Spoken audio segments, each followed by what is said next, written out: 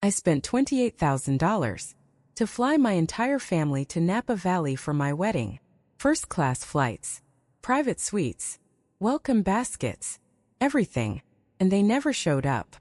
3 days before the ceremony, my mother texted me, "We're going on a cruise with Ben's family instead. It's a better use of time and money." I stood in my wedding dress, watching the sun set over the vineyard, and realized something painful. No matter how much I gave, they never planned to love me back. Before I tell you how I ended up marrying without telling them, let me know in the comments, where are you watching from? And if family stories like this speak to your soul, go ahead and hit subscribe. Because what happened next wasn't just betrayal. It was freedom. Growing up in St. Paul, Minnesota, I learned early what it meant to be invisible. My younger brother, Ben, was the golden child. He didn't have to earn it. He just existed. And somehow that was always enough. He got C's. Boys struggle academically. He forgot chores. He's just distracted. He crashed Dad's car. It's okay, accidents happen. Meanwhile, I brought home straight A's, volunteered at the library, won debate tournaments, and no one even showed up to the state finals. I remember standing at the podium, trophy in hand, scanning the crowd for a face that would never come. That night, they took Ben out for steak after a soccer goal. I reheated leftovers alone. That's when I stopped asking. I didn't stop trying. I just stopped hoping they'd ever notice. By the time I turned 17, I had a scholarship offer from Dartmouth and a letter of recommendation from a senator. My mom's response? "That's far. Don't you want to be closer to Ben?" I wanted to scream. Instead, I smiled and nodded, because somehow in this family, Ben's convenience always came first. College became my escape. I left for the East Coast and never looked back. In New Hampshire, I felt like I could finally breathe. No one called me dramatic. No one rolled their eyes when I spoke. And no one asked me to shrink, so someone else could shine. I built a new life. I excelled in finance, interned every summer, graduated magna cum laude. By 24, I had a job in Seattle and a view of the water. I bought my first apartment, a one-bedroom unit with huge windows that faced the sound. It was small, but it was mine. Every inch of it whispered, "You did this." My visits home became fewer, shorter, more guarded. But every Thanksgiving, every Christmas, the same question always came. "When are you going to settle down?" Ben already gave us 2 grandkids. Don't wait too long. Honey, biology doesn't care about your job title. They never asked how I was. They asked when I'd become more like him. Still, a small part of me kept hoping. Maybe if I invited them in, if I showed them how far I'd come, they'd finally see me. That's what I told myself. The night I met Jacob, he wasn't like the men I usually dated.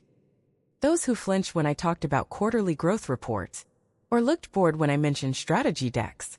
Jacob leaned in. He asked questions. He remembered details. He said things like, "You make success sound like poetry." And for once, I believed it. We met at a charity event in downtown Seattle. He donated the silent auction wine package. I'd sponsored the financial literacy initiative. Our first date lasted 5 hours. He didn't blink when I told him I'd rather retire at 45 than spend money on a Chanel bag. He didn't flinch when I admitted I hadn't spoken to my mother in 3 months. He just listened.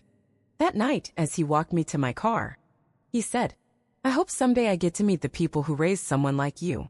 I laughed, but in my chest, something cracked open. Maybe this was it. Maybe I could bring the 2 parts of my life together. Maybe, finally, they'd be proud. Jacob proposed on a Tuesday. It wasn't fancy. No flash mob, no hidden photographers. Just the 2 of us. In a quiet wine bar in Woodinville, sipping Cabernet and splitting a charcuterie board. He pulled out a simple velvet box. Inside was a sapphire ring. Elegant. Bold. Exactly like he saw me. "I know your parents might not care about milestones," he said, "but I do. And I want every chapter of your life from here on to feel like it matters. So let me be the one who always shows up." I didn't cry. I laughed. Then I said yes. We toasted. He kissed my hand, and for the first time in years, I felt like someone was choosing me without conditions. We started planning immediately. At first, we thought about keeping it local. Something small in Seattle. Maybe a rooftop venue or garden brunch. But one night, curled up on the couch with takeout, we remembered a trip to Napa we took during our second year of dating. Jacob had surprised me with a weekend getaway. After I closed a grueling client deal, we spent those 2 days walking vineyards, talking about everything and nothing. The sunset. We sat beneath a row of olive trees and talked about the future. It was the first time either of us admitted we could see marriage on the horizon. So when he said, "What if we got married there?" I knew it was right. We found a private estate overlooking the valley, rolling hills, stone courtyard, golden hour light that made everything look like a dream. The venue could host up to 70 guests. Enough for our closest friends, Jacob's family, and mine if they wanted to come. That if kept echoing in my mind. For Jacob, it was simple. We'll invite them. Whether they show up or not is on them. But for me, it wasn't that simple. They'd missed every other big moment. Graduation, my first home purchase, the promotion I worked 3 years for. Still, this time felt different. Maybe because Jacob's family was so warm, so easy to love and be loved by. Maybe because I wanted my family to see how far I'd come. Or maybe I just wasn't ready to stop hoping, so I decided to remove every excuse they might have. Cost? I'd cover it. Time? They'd have 10 months' notice. Logistics? I'd send printed itineraries and arrange airport transfers. I called a travel consultant, Leslie Freeman, and asked her to build full travel packages. For my parents, my brother Ben, his wife, and their 2 kids. Round-trip first-class tickets. From Minneapolis to San Francisco. 3 nights at a 5-star resort. Just 10 minutes from the venue. Private welcome dinner. Brunch the morning after the wedding. All in. $28,000. Jacob blinked. "That's a down payment," he said quietly. I nodded. "I know. But this isn't just about flights and hotels. It's a test. A final one." He tilted his head. "I've spent my whole life giving them reasons to show up. Good grades, scholarships, promotions. And still nothing. This time I want no excuses. No, the timing was hard or we didn't know what to wear. I'm removing every obstacle. If they don't show up, I want to be absolutely sure it wasn't because I didn't try. That I didn't make it easy." Jacob didn't interrupt. He just listened. "I'm not doing it for them," I added. "I'm doing it for the little girl who used to scan crowds for faces that never came." He was quiet for a moment, then leaned in, kissed my forehead, and said, "You have a bigger heart than most people deserve, and more clarity than most people ever get." I emailed my family that evening, with personal notes attached to each itinerary. No pressure. I wrote, "Just show up and everything will be taken care of." For once, I allowed myself to picture it. My dad walking me down the aisle, my mom adjusting my veil, my niece tossing petals down the path ahead of me. A family wedding. Maybe not perfect, but finally complete. I even called my mom, wanting to hear her voice when she read the email. She sounded surprised, but not unhappy. "Well, that's very generous of you, Olivia," she said. "I'll let Ben know. The kids will be thrilled." That was the closest I had ever come to hearing pride in her voice. I clung to that moment, because deep down, I was still the little girl, holding up her trophy, and hoping someone would clap. At first, everything seemed almost normal. My mom texted me pictures of a sun-out with the message, "Too much for Napa?" Kelly asked about the hotel pool, then added, "We're thinking of maybe doing something local this summer instead." Flights with the boys are a nightmare. I tried not to read into it, but something felt off. Their excitement didn't match what I was offering. Ben texted me a short "got it, thanks" after I sent the itineraries. Then silence. A week later, Ben postponed a family call. Said the kids had a piano recital. The next week he canceled again. No follow-up. No house planning going. I sent him a picture from my dress fitting. No response. Jacob noticed I kept rereading the read receipts. One night, my mom forwarded me an article about cruise discounts, no message attached. 2 days later, she sent a meme about destination weddings being for rich people. It stung. Not just what it said, but what it didn't. I texted Mom about flight confirmations. She replied, "I'll check with your father." But she never did. Then my mom stopped answering my emails. Leslie, our travel consultant, reached out to me one afternoon with a concerned tone. "Hi, Olivia. Just a heads up, your parents haven't returned their pre-check-in forms. We can't confirm their resort stay unless we finalize their IDs and meal preferences." I told her I'd take care of it. Jacob noticed the change before I said a word. I was tossing in bed, checking my phone at 2 a.m., scrolling through old messages as if one might suddenly change. He reached over one night, took my hand and said, "Maybe they're just overwhelmed. We'll call them together tomorrow. We'll sort it out." I nodded, but deep down I knew what silence really meant. It wasn't forgetfulness. It was avoidance. By morning I'd made a decision. I wasn't waiting for another non-answer. I booked a Friday flight to Minnesota, texted Jacob and simply wrote, "I need to look them in the eye." He didn't question it. Didn't ask if I was sure. He just packed me a travel bag, slipped in a granola bar and a folded note that read, "Whatever you find, come home knowing I love you." He didn't try to talk me out of it. He just packed me a travel bag, tucked a note inside. "Whatever you find, know that I love you." I landed in Minneapolis and drove straight to my parents' house. It was a warm Friday afternoon, but the porch light was off.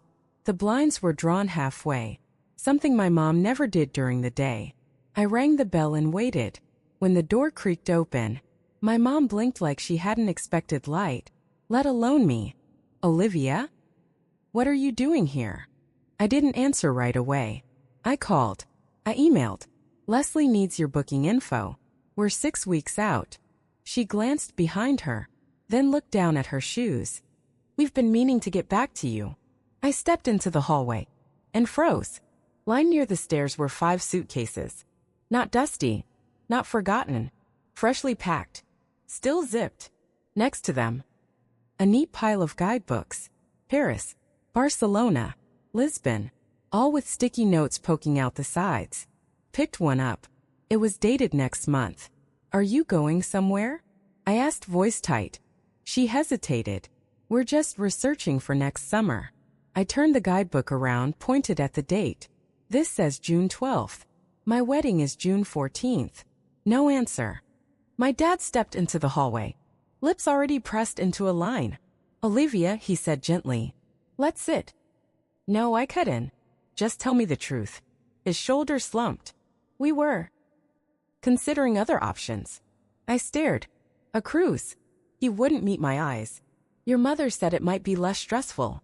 "And you?" I asked. "Did you even try to change her mind?" He paused. That pause said everything. "We haven't finalized anything," he mumbled. My voice cracked. "You told me you were coming." My voice cracked. "You were coming." Neither of them spoke. What changed? More silence. Then my mom finally said, "We just don't think the trip makes sense for us anymore."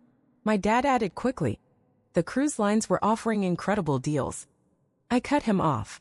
"Ben's family too?" Their eyes darted. Guilt bloomed in the silence. I stared at the suitcases, at the brochures, at the people I used to call family. "You were never coming," I said quietly. "Were you?" Still nothing. That was my answer. Something inside me didn't just crack. It reset. I'd spent years twisting myself into shapes they might find acceptable. I threw them a perfect wedding and they threw it away for a boat. My mother reached for my arm. "Wait. We were going to tell you." I pulled back. "You just did." I stared out the window, watched the clouds drift past, and quietly erased the last $28,000 from my heart. They were never going to come, and I was done pretending they might. When I landed, Jacob was waiting at the curb. He didn't ask questions, just opened the door, and took my hand the way he always did, without conditions. That night I told him everything. The guidebooks, the silence, the lies. Then I looked him in the eye and said, "I still want to marry you, but I'm not telling them when it's happening." He didn't flinch. "Then let's make it ours," he said. And that's exactly what we did. We called Jasmine our planner. and made changes. Cut the guest list to 50. Refocus the budget. No more family brunches, no custom floral arrangements for absent mothers. Instead, we upgraded the food, added a live jazz trio for cocktail hour, and booked a surprise firework display to close the night. Jasmine asked gently if I wanted to reassign who would walk me down the aisle. I thought about it for 2 days. Then I made a call I hadn't made in years. Aunt Delia? My mom's estranged younger sister answered, cautious. It's Olivia. I know, she said, her voice warm. I saw your engagement online. I explained the situation. The absence. The silence. The suitcase. She didn't sound surprised. Your mother was always allergic to anyone else's joy, she said. Then she added something I didn't expect. I'd be honored to be there. And if you'd let me, I'd like to walk you down the aisle. I paused. And for the first time in weeks, I smiled. I'd love that. The next 2 weeks were a whirlwind. Friends RSVP'd with kind notes. Jacob's family offered to host the rehearsal dinner. One of my co-workers gifted us custom calligraphy menus. Just because. My boss at the firm pulled me aside and said, I hope you know how proud we are of you. Not just for the wedding, but for surviving what you've had to. I nearly burst into tears. The night before our flight to Napa, Jacob handed me a small box. Open it on the morning of the wedding, he said. No peeking. We arrived at the Vineyard Estate with 3 days to spare. The view was breathtaking. Golden hills, lavender gardens, warm California sun on our backs. Jasmine walked us through final rehearsals. Jacob's mom, Susan, gave me a hug so long. I had to blink back tears. You're not alone, she whispered. Not today. Not ever. The morning of the wedding, I opened Jacob's box. Inside was a letter. Just 5 lines. This day is yours, Olivia. Not because they didn't show up, but because you did. You showed up for yourself. And I will show up for you every day after. I couldn't stop crying. Not from pain, but from something deeper. Relief. At 5:40 p.m., under a sky painted in orange and rose gold, I walked down the aisle on Aunt Delia's arm. The guests rose. The music played. And there at the end of the aisle stood Jacob, tears in his eyes, smile on his lips, love in every breath. We said our vows with shaking hands. We laughed when I stumbled over the word, unconditionally. He kissed my forehead before the final I do. And when we turned to face our guests, what I saw wasn't absence. It was presence. Real, genuine presence. People who showed up not out of duty, but out of choice. People who saw me, not as Ben's sister, not as a daughter trying to prove her worth, but simply as me. That night, as the fireworks lit up the valley sky, Jacob pulled me close and whispered, this is the life we build, not the one we were handed. And for the first time in years, I believed him. 2 days after the wedding, I posted one photo. Just one. It was Jacob and me, dancing under the string lights, his forehead against mine. My bouquet forgotten at our feet. No hashtags. No caption. Just a moment frozen in joy. I set my phone aside and spent the next hours hiking the ridge trail behind the estate with Jacob, feeling the dry earth beneath our shoes, and the wind whipped through my hair, like something had finally broken loose. That night, my phone buzzed endlessly. Texts, missed calls, notifications piling up like snow. I waited until morning to look. The first message was from my mother. Why would you post something like that? People are asking questions. We told everyone we weren't feeling well. I stared at the screen, blinking, laughing bitterly. Then came the text from Ben. So you had a full wedding without even telling us? That's cold. Olivia. Kelly chimed in too. Just so you know, Aunt Jean is upset. She saw the photos and thought you didn't want family there. I didn't respond. I didn't need to. Because for the first time, I felt no guilt. Instead, I opened a new album on my phone, named it The Life I Chose, and filled it with moments from our wedding. Not just the posed ones, but the in-betweens. Susan hugging me during makeup. Jacob's brothers teasing him about his tie. My best friend dancing with Aunt Delia barefoot on the lawn. These were my people. That afternoon, my mom called again. This time I answered. Her voice was sharp, You humiliated us. You made it look like we weren't invited. I kept my voice calm. You were invited. 10 months in advance. With every expense paid. She went quiet. Then tried again. But you didn't remind us. You should have checked in before finalizing things. I let that hang. You weren't confused, I said finally. You made a choice. Now you're living with it. Olivia, don't be like this. I smiled not out of joy, but out of something stronger. Clarity. I'm not being anything. I'm just done. She tried to pivot. Said Aunt Jean was hurt. Said Ben's kids were disappointed. Said the neighbors were asking questions. And for every line, I had the same answer. That's not mine to carry anymore. I didn't hang up. I let her be the one. To sit in silence. And feel what she always made me feel. Invisible. Later that week, I met with Dr. Ellis, my therapist. Told her the full story. The Paris brochures. The lies. The backlash. She nodded. You've been trying to buy their love for decades, she said. But love isn't a transaction. And your worth isn't tied to how much you give. Then she asked the question I didn't want to answer. Do you want a relationship with them moving forward? I took a long breath. Looked out her window. At the soft drizzle falling on the street below. No, not like this. Not if it means shrinking again. She smiled. Then we work from there. The next day, I sent one group message. Short. Clear. I won't be engaging in conversations that rewrite what happened. I love who showed up for me. That's where I'm choosing to live now. No replies. And that was answer enough. Jacob and I returned to Seattle. With tan lines, full hearts. And zero apologies. We hosted a small dinner with friends.